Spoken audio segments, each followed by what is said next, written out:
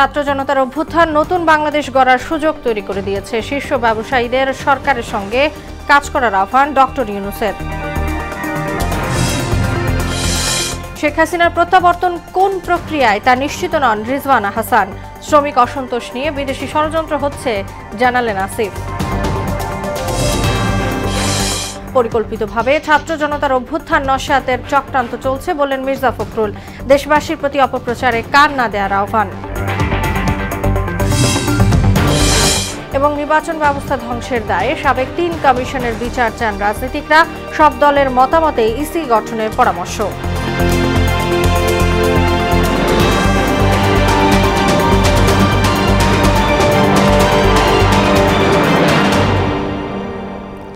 আসসালামু আলাইকুম, সবাইকে মোহনা সংবাদে স্বাগত। শুনছিলেন শিরোনাম, সঙ্গে আছি তাসনুবা বিনতে তাহের।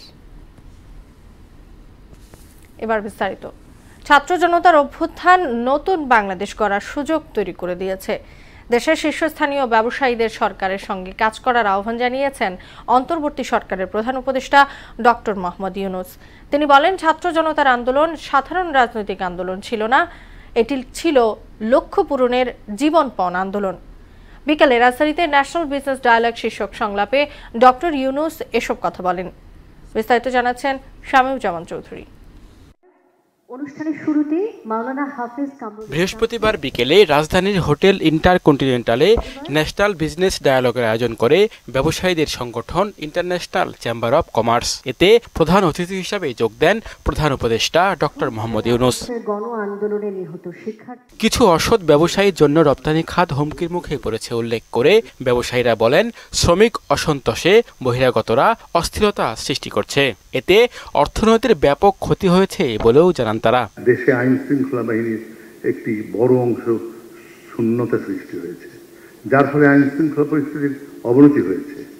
এই সুযোগে কিছু দুষ্কৃতকারী দেশে বিশৃঙ্খলা সৃষ্টির প্রচেষ্টা চালাচ্ছে, যার একটি বড় প্রভাব পড়েছে রপ্তানি সহ সকল শিল্প কারখানা।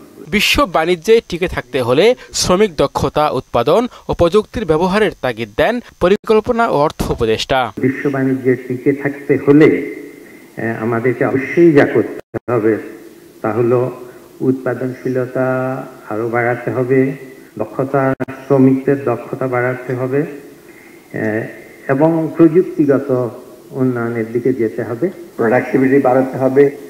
তখনই তো আপনার ডিসেন্ট ওয়ার্ক, ভালো ওয়েজ দিতে পারবেন, তাই না? আপনার প্রোডাক্টিভিটি যদি না বাড়ে, সাথে অফকোর্স রেগুলেটরি আপনার কিছু সাপোর্ট আপনাদেরকে আমরা দিতে চেষ্টা করব। ছাত্রদের আত্মত্যাগের ফলে দেশে যে সুযোগ সৃষ্টি হয়েছে তা কাজে লাগিয়ে সবার স্বপ্ন বাস্তবায়ন করতে হবে বলে জানান ডক্টর মোহাম্মদ ইউনূস।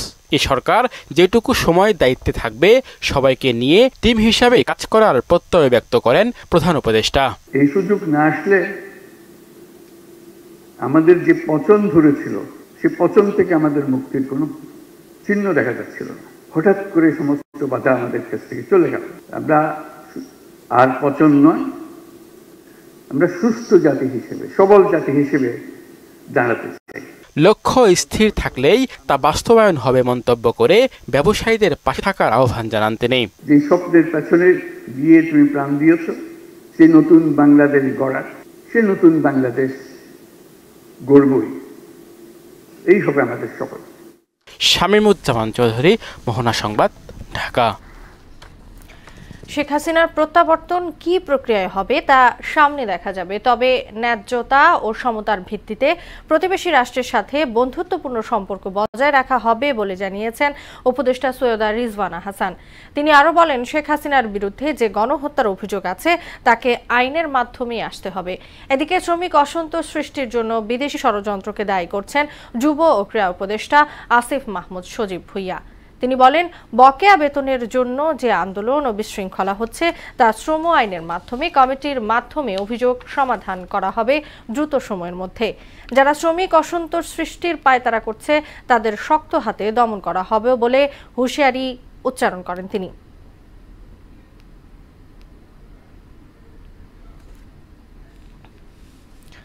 শ্রমিক অসন্তোষের জেরে আশুলিয়া শিল্পাঞ্চলে আজও 219টি কারখানা উৎপাদন বন্ধ রয়েছে। এর মধ্যে ৮৬টি কারখানা বন্ধ করেছে কর্তৃপক্ষ এবং বাকি ১৩৩টি কারখানায় দেওয়া হয়েছে সাধারণ ছুটি। এছাড়া শিল্পাঞ্চলের অন্যান্য কারখানা সহ ঢাকা ইপিজেডের কারখানাগুলো চালু রয়েছে। সকালে সাভার আশুলিয়া শিল্পাঞ্চলের প্রায় সব কারখানায় কাজে যোগ দেয় শ্রমিকেরা।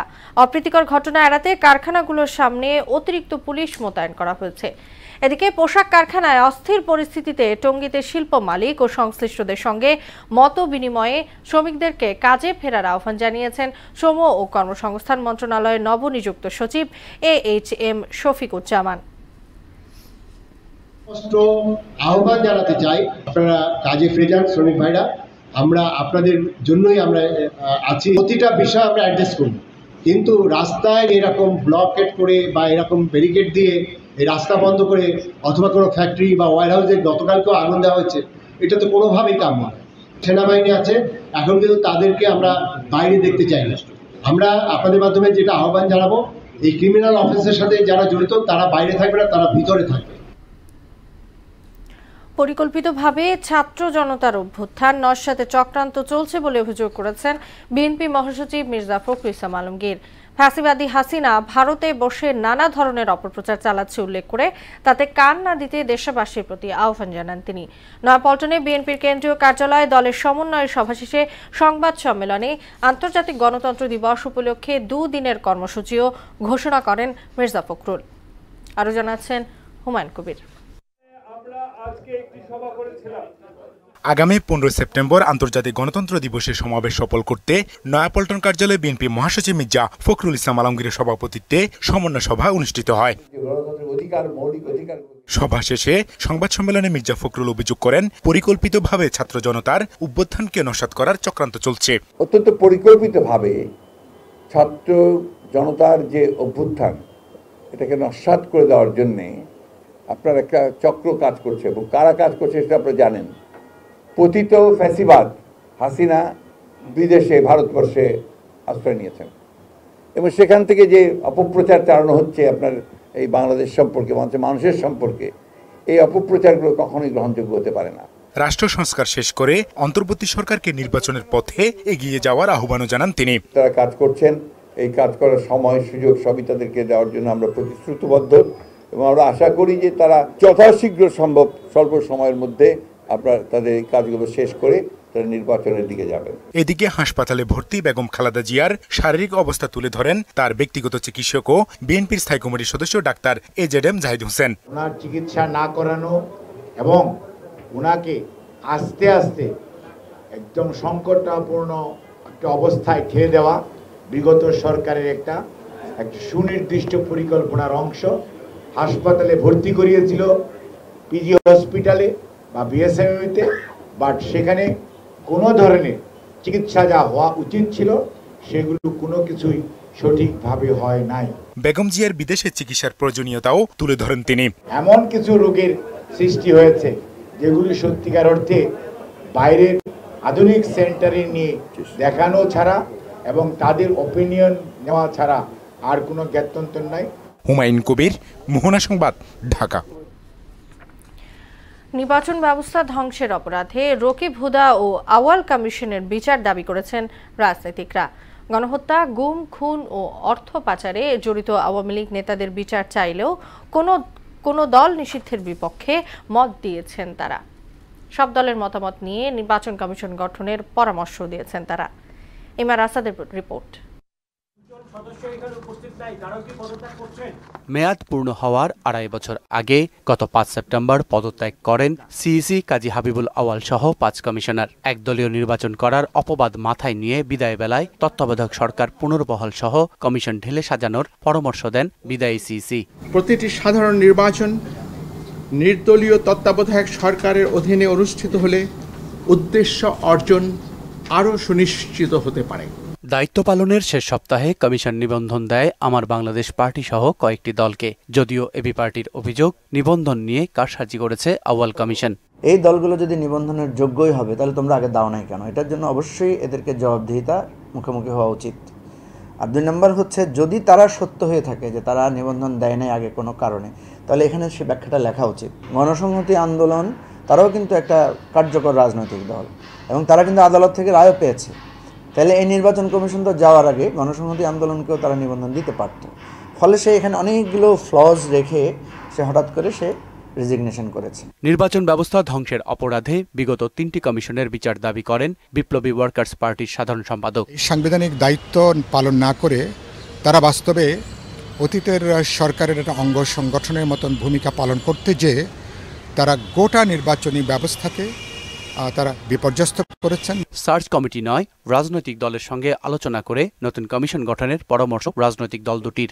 অনেক দল আছে নিবন্ধন পেয়েছে হাইব্রিড পন্থায়, একেবারে কিছুই নাই, অযথা তাদেরকে ডিজিএফআইএনএসএ এর মাধ্যমে তাদেরকে নিবন্ধন দেওয়া হচ্ছে। এই দলগুলোর নিবন্ধন বিষয়ে সিদ্ধান্ত হতে হবে এবং মানুষ যাতে একটা ঐক্যবদ্ধ গণতান্ত্রিক প্রক্রিয়ার দিকে হাঁটতে পারে, এটার জন্য এই নির্বাচন কমিশনের কাছে আমরা সেটা প্রত্যাশা করি। পুরনো সার্চ কমিটির মধ্য দিয়ে নির্বাচন কমিশন গঠনের কোনো সুযোগ নেই। কি আইনে হবে, কি পদ্ধতি হবে, এটা নিয়ে নির্বাচন কমিশন রাজনৈতিক দলগুলোর সঙ্গে আলাপ আলোচনা করতে পারেন, কথা বলতে পারেন। রাজনৈতিক দল নিষিদ্ধের ফলাফল কারোর জন্যই মঙ্গল বয়ে আনে না বলেও মত দেন তারা। যারা অভিযুক্ত তাদেরকে আইনের আওতায় আনা, তাদের বিরুদ্ধে আইনগত ব্যবস্থা নেওয়া। MR আসাদ, মোহনা সংবাদ, ঢাকা। প্রশাসনে অস্থিরতার কথা স্বীকার করে নতুন সরকার সেখান থেকে পূর্ণ সহযোগিতা পাচ্ছে না বলে জানালেন অন্তর্বর্তী সরকারের তথ্য ও সম্প্রচার উপদেষ্টা নাহিদ ইসলাম। বিকেলে সচিবালয় ব্রিফিংয়ে প্রশাসনিক কাঠামো ঢেলে সাজানোর কথাও জানান তিনি। আইনশৃঙ্খলা পরিস্থিতি নিয়ে অসন্তোষ জানিয়ে উপদেষ্টা বলেন, আন্দোলনের সময় পুলিশের ভূমিকা ও সমালোচনার কারণে বাহিনী সদস্যরা এখনও সক্রিয় হচ্ছে না। এক প্রশ্নের জবাবে তিনি বলেন, সাইবার সিকিউরিটি অ্যাক্টের আপত্তিকর ধারাগুলো পরিবর্তনের উদ্যোগ নেওয়া হবে, প্রয়োজনে আইনটি বাতিল হতে পারে বলেও জানান নাহিদ ইসলাম। জায়গা থেকে অসহযোগিতা পাচ্ছি, এটা আমরা অস্বীকার করব না। এবং একটা যেহেতু অভ্যুত্থান পরবর্তী পরিস্থিতি আমাদেরকে ফেস করা লাগতেছে, ফলে আমরা কিন্তু কোনো নিয়মতান্ত্রিক পরিস্থিতিতে নাই। ফলে আমাদের নানা দিক থেকে নানা সমস্যা আসছে এবং সেই সমস্যাগুলো আমাদের প্রতিদিনই নতুন নতুন সমস্যা আসছে, আন্দোলন আসছে, দাবি দেওয়া আসছে, সেগুলো কিন্তু আমাদেরকে ফেস করা লাগতেছে। শ্রমিক অসন্তোষ চলছে। তবে প্রশাসন আমরা ঢেলে সাজাচ্ছি এবং আমরা আশা করি যে খুব দ্রুত সময়ের মধ্যে যে প্রশাসনের যে স্থবিরতাটা সেটি আসলে কেটে যাবে। প্রশাসনের উপর চাপ প্রয়োগ না করার আহ্বান জানিয়েছেন বৈষম্য বিরোধী ছাত্র আন্দোলনের সমন্বয়ক হাসনাত আব্দুল্লাহ। ছাত্র জনতার একার পক্ষে দেশ সংস্কার সম্ভব নয়। সংস্কারে প্রশাসন, আইন শৃঙ্খলা বাহিনী, চিকিৎসক সহ সবার সহযোগিতা এবং আন্তরিকতা দরকার। কক্সবাজারে দুর্নীতি, চাঁদাবাজি ও সন্ত্রাসের বিরুদ্ধে মত বিনিময় সভায় এসব কথা বলেন তিনি। এদিকে আগামীর বাংলাদেশের নেতৃত্ব দিবে শিক্ষার্থীরা, এমন মন্তব্য করেছেন বৈষম্য বিরোধী ছাত্র আন্দোলনের অন্যতম সমন্বয়ক সার্জিজ আলম। টাঙ্গাইল শহরে শহীদ স্মৃতি পৌর উদ্যানে ছাত্র নাগরিক মত বিনিময় সভায় তিনি একথা বলেন। বিগত 16 বছরে ফ্যাসিস্ট হাসিনা সবচেয়ে বড় যে ক্ষতিটি করেছে সেটি হচ্ছে তিনি তার আওয়ামী লীগকে শুধু ফ্যাসিস্ট বানায়নি, সে তার বাংলাদেশকে শুধু ফ্যাসিস্ট বানায়নি, সে ফ্যাসিস্ট বানিয়েছে আমাদের প্রত্যেকটি মানুষকে। ছাত্র নাগরিক এখানে যারা রয়েছে আমাদেরকে সচেতন থাকতে হবে। আমরা যখন প্রশাসনের সাথে কথা বলবো, আমরা যখন প্রশাসনের কাছে আমাদের চাহিদা বলবো, প্রশাসনের কাছে যখন আমাদের প্রত্যাশা ব্যক্ত করব, সেই বলার ধরনটি যেন আমাদের কখনোই এমন মনে না হয় আমরা তাদেরকে চাপ প্রয়োগ করছি। টাকার বিনিময়ে দালালের মাধ্যমে সীমান্ত পেরিয়ে দলে দলে বাংলাদেশে প্রবেশ করছে রোহিঙ্গারা। গত এক মাসে সীমান্তের অন্তত 20টি পয়েন্ট দিয়ে 10,000-এরও বেশি রোহিঙ্গা বাংলাদেশে এসেছে। স্থানীয়রা জানান, টেকনাফ ও উখিয়ার বিভিন্ন আশ্রয় শিবিরে ঠাঁই নেয়া রোহিঙ্গাদের কারণে নতুন করে উদ্বেগ ছড়িয়ে পড়েছে। আরও জানাচ্ছেন কাজী পাপ্পু। মিয়ানমারের রাখাইন রাজ্যের মংডু থেকে নাফ নদী পাড়ি দিয়ে রোহিঙ্গারা দলে দলে বাংলাদেশে ঢুকে পড়ছে। দালালের সহায়তায় টেকনাফ সীমান্ত পেরিয়ে এইসব রোহিঙ্গা আশ্রয় নিচ্ছেন বিভিন্ন শিবিরে। গত এক মাসে সীমান্তের অন্তত 20টি পয়েন্ট দিয়ে 10,000-এর বেশি রোহিঙ্গা বাংলাদেশে এসেছে বলে জানান স্থানীয়রা। অনুপ্রবেশের জন্য মংডু সীমান্তে জড়ো হয়েছে আরো প্রায় 1.5 লক্ষ। দীর্ঘদিন ধরে মায়ানমারের রাখাইন রাজ্যে সশস্ত্র বিদ্রোহী গোষ্ঠীর সঙ্গে সরকারি বাহিনীর লড়াই চলছে। মংডু টাউনে থাকা সেনা ও বিজিবির দুটি ব্যারাক দখলের জন্য প্রাণপণ লড়াই করছে আরাকান আর্মি। গোলাগুলির পাশাপাশি দুই পক্ষ থেকে ছোড়া হচ্ছে মর্টার শেল, গ্রেনেড, বোমা, চালানো হচ্ছে ড্রোন হামলা। ফলে প্রাণ বাঁচাতে হাজার হাজার রোহিঙ্গা ছুটে আসছে বাংলাদেশ সীমান্তে, অপেক্ষা করছে টেকনাফে অনুপ্রবেশের। 2017 সালে আগস্টে রাখাইনে কয়েকটি পুলিশ স্টেশন এবং সেনা ছাউনিতে একযোগে বোমা হামলা চালায় রোহিঙ্গা জনগোষ্ঠী ভিত্তিক সশস্ত্র সংগঠন আরাকান সেলভেশন আর্মি আরসা। জবাবে রোহিঙ্গাদের বিরুদ্ধে অভিযান শুরু করে সরকারি বাহিনী। সেনা সদস্যদের নির্বিচারে হত্যা, ধর্ষণ, লুটপাট, অগ্নিসংযোগের মুখে টিকতে না পেরে আরাকান থেকে 10 লাখের বেশি রোহিঙ্গা বাংলাদেশে আশ্রয় নেয়। কাজী পাপ্পু, মোহনা সংবাদ। বগুড়ার শেরপুরে একটি রাইস ব্র্যান্ড অয়েল মিলের ট্যাঙ্ক বিস্ফোরণে 4 জনের মৃত্যু হয়েছে, আহত হয়েছেন আরও কয়েকজন। দুপুর 2:15টার দিকে এই বিস্ফোরণ হয়। পুলিশ জানায় শেরপুর উপজেলার ভবানীপুর ইউনিয়নের মজুমদার প্রোডাক্ট লিমিটেডের কারখানার তেলের লাইন মেরামত করছিলেন শ্রমিকরা। এ সময় বিস্ফোরণে গুরুতর আহত 4 জনকে বগুড়া শহীদ জিয়াউর রহমান মেডিকেল কলেজ হাসপাতালে নিলে চিকিৎসক মৃত ঘোষণা করেন। বাংলাদেশের টেলিকম খাতের বিটিএসগুলোতে ব্যবহারের জন্য লিথিয়াম ব্যাটারি উৎপাদনে একটি সমঝোতা সই করেছে হুয়াওয়ে ও ওয়ালটন। হুয়াওয়ে বাংলাদেশের সিইও প্যান জুনফেং এবং ওয়ালটন ডিজিটেক ইন্ডাস্ট্রিজ লিমিটেডের চেয়ারম্যান SM রেজাউল আলম চুক্তিতে সই করেন। অনুষ্ঠানে প্রধান অতিথি ছিলেন বাংলাদেশে নিযুক্ত চীনের রাষ্ট্রদূত ইয়া ওয়েন, ছিলেন ওয়ালটন ডিজিটেক ইন্ডাস্ট্রিজ লিমিটেডের ব্যবস্থাপনা পরিচালক মঞ্জুরুল আলম অভি, গ্রামীণ ফোনের টেকনোলজি ডিভিশনের টাওয়ার ইনফ্রার পরিচালক ও প্রধান আব্দুর রায়হান সহ অনেকে।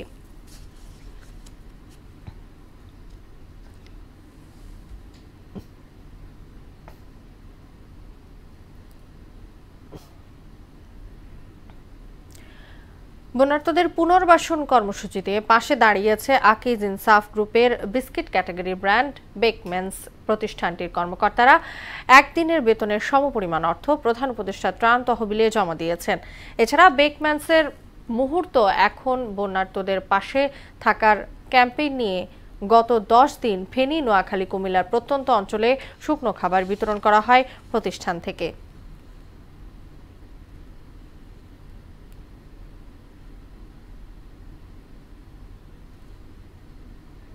খেলা খবর। শান্তকে অধিনায়ক করে ভারতের বিপক্ষে 2 ম্যাচ টেস্ট সিরিজে 16 সদস্যের দল ঘোষণা করেছে বিসিবি। বিশ্রাম দেওয়া হয়েছে শরীফুল ইসলামকে, ডাক পড়েছে জাকের আলীর। শরীফুল শতভাগ ফিট না হওয়ায় টেস্ট দলে রাখা হয়নি বলে জানান নির্বাচক হান্নান সরকার। তবে ভারতের বিপক্ষে টি-20 সিরিজ দিয়ে তিনি খেলায় ফিরবেন বলেও জানান তিনি। এদিকে পাকিস্তানের বিপক্ষে টেস্ট সিরিজ জয়ে বাংলাদেশ ক্রিকেট দলকে সংবর্ধনা দিয়েছেন প্রধান উপদেষ্টা ডক্টর মোহাম্মদ ইউনূস। রাজু আলউদ্দিনের রিপোর্ট।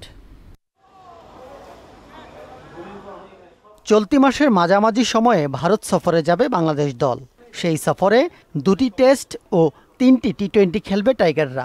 বাংলাদেশের বিপক্ষে টেস্ট সিরিজ সামনে রেখে শক্তিশালী দল ঘোষণা করেছে ভারত। এবার দল ঘোষণা করল বাংলাদেশও। বাংলাদেশ স্কোয়াডে চমক হয়ে এসেছে জাকের আলী অনিক, আর ইনজুরিতে ছিটকে গেছে পেসার শরীফুল ইসলাম। পাকিস্তানের বিপক্ষে সিরিজের প্রথম টেস্টে চোট পান শরীফুল। সেই চোট থেকে শতভাগ ফিট না হওয়ায় তাকে টেস্টে রাখা হয়নি বলে জানান নির্বাচক হান্নান সরকার। শরীফুল আসলে 100% ফিট বলা যাবে না, কারণ আপনারা জানেন যে সেকেন্ড টেস্টেই ও আনফিট ছিল, যার কারণে প্রায় সিলেকশন প্রসেসে ছিল না বেস্ট 11-এ পাকিস্তানে। জাকির কিন্তু প্রিভিয়াসলি যদি তার রেকর্ড দেখেন NCL, BCL, লঙ্গার ভার্সনে তার রেকর্ডগুলো যদি দেখেন, সেখানে আপনি একটা আইডিয়া পেয়ে যাবেন যে সে লঙ্গার ভার্সনের জন্য খুব ইউজফুল প্লেয়ার হতে পারে। শরীফুল ছাড়া ভারত সফরে তাসকিন আহমেদ, হাসান মাহমুদ, নাহিদ রানা, খালেদ আহমেদ সহ 4 পেসারকে রাখা হয়েছে। তবে সব ঠিক থাকলে ভারতের বিপক্ষে টি-20 সিরিজ দিয়ে ফিরবেন শরীফুল। সামনে আমাদের টি-20 খেলাও রয়েছে, তো সেটাও আমাদের ইম্পর্টেন্ট প্লেয়ার শরীফুল হোয়াইট বলের জন্য। সেই জায়গা থেকে যেহেতু 100% ফিট না, আমরা আসলে ওই রিস্ক জায়গাটায় যেতে যাচ্ছি না, বিকজ আপনারা জানেন যে টেস্ট স্কোয়াডে আমাদের এখন কম্পিট করার মতো বেশ কিছু প্লেয়ারকে আমরা রেডি করতে পেরেছি। 19 সেপ্টেম্বর সিরিজের প্রথম টেস্ট হবে চেন্নাইয়ে, আর কানপুরে দ্বিতীয় টেস্ট শুরু হবে 27 সেপ্টেম্বর। দুটো ম্যাচই ICC টেস্ট চ্যাম্পিয়নশিপের অংশ। চ্যালেঞ্জ থাকবে, বাট আমরাও কিন্তু এখন টেস্টে যথেষ্ট ব্যালেন্স একটা দল, আমি বলছি, এবং এক্সপিরিয়েন্স দল। সেই জায়গা থেকে আমরা একটা ভালো পজিটিভ মোটিভেশন নিয়ে খেলতে যাচ্ছি। তো আশা করছি যে সেই চ্যালেঞ্জটা আমরা সুন্দরভাবে হ্যান্ডেল করব। এদিকে পাকিস্তানের বিপক্ষে 2-0 ব্যবধানে টেস্ট সিরিজ জয়ে বাংলাদেশ দলকে সংবর্ধনা দিয়েছে প্রধান উপদেষ্টা ডক্টর মোহাম্মদ ইউনূস। দুপুরে প্রধান উপদেষ্টা কার্যালয়ে এই সংবর্ধনা দেয়া হয়। রাজু আলাউদ্দিন, মোহনা সংবাদ, ঢাকা। নারী এ দলের 5 ম্যাচ সিরিজের প্রথম টি-20তে শ্রীলঙ্কাকে 7 উইকেটে হারিয়েছে বাংলাদেশ। কলম্বোর পি সারা ওভালে টস হেরে ব্যাট করতে নেমে 7 উইকেটে হারিয়ে 112 রানে থামিয়ে স্বাগতিকদের ইনিংস। 35 বলে দলের সর্বোচ্চ রান 43 করেন কৌশিনী নুথাঙ্গা, আর সফরকারীদের হয়ে সর্বোচ্চ 3 উইকেট শিকার করেন ফাহিমা খাতুন। জবাবে ব্যাট করতে নেমে 7 বল হাতে রেখে জয় পায় বাংলাদেশ। 5-4 ও 1 ছক্কার মারে 44 বলে দলের সর্বোচ্চ রান 48 আসে শামীমা সুলতানার ব্যাট থেকে। 2 বছর পর আয়োজন হবে অনূর্ধ্ব-19 নারী টি-20 এশিয়া কাপ। বুধবার মালয়েশিয়ার কুয়ালালামপুরে এসিসির বোর্ড সভায় এই সিদ্ধান্ত হয়েছে। ক্রিকেট ভিত্তিক ওয়েবসাইট ESPN ক্রিকইনফোর প্রতিবেদনে বলা হয়েছে, উইমেন্স অনূর্ধ্ব-19 টি-20 এশিয়া কাপের প্রথম আসর হতে পারে চলতি বছরের ডিসেম্বরে। ভেন্যু এবং অংশগ্রহণকারী দলের বিষয়ে এখনও চূড়ান্ত হয়নি সিদ্ধান্ত। শেষ করব মোহনা সংবাদ, যাবার আগে শিরোনামগুলো জানিয়ে দিচ্ছি আবার।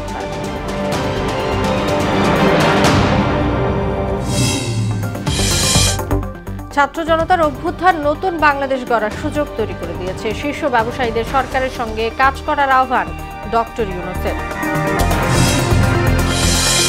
শেখ হাসিনার প্রত্যাবর্তন কোন প্রক্রিয়ায় তা নিশ্চিত নন রিজওয়ানা হাসান। শ্রমিক অসন্তোষ নিয়ে বিদেশি ষড়যন্ত্র হচ্ছে, জানালেন আসিফ। পরিকল্পিতভাবে ছাত্র জনতার অভ্যুত্থান নস্যাতের চক্রান্ত চলছে বললেন মির্জা ফখরুল। দেশবাসীর প্রতি অপপ্রচারে কান না দেওয়ার আহ্বান। এবং নির্বাচন ব্যবস্থা ধ্বংসের দায়ে সাবেক 3 কমিশনের বিচার চান রাজনীতিকরা। সব দলের মতামতে ইসি গঠনের পরামর্শ।